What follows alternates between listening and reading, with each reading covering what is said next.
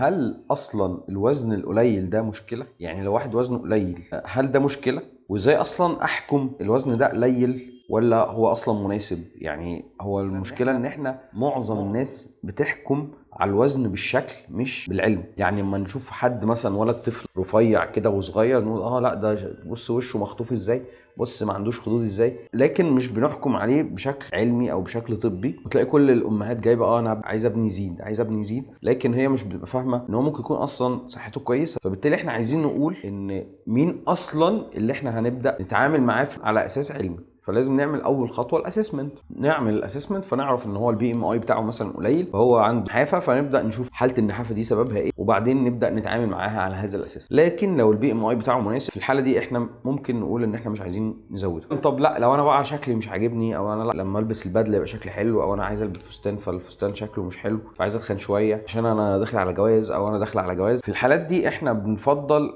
تكون زياده الوزن مع الرياضه. يعني زياده الوزن من غير رياضه هتبقى معظمها دهون وتبقى بشكل غير صحي، فالافضل الوزن زيادته مع الرياضه. فبالتالي هنبدا نلعب انواع رياضه معينه.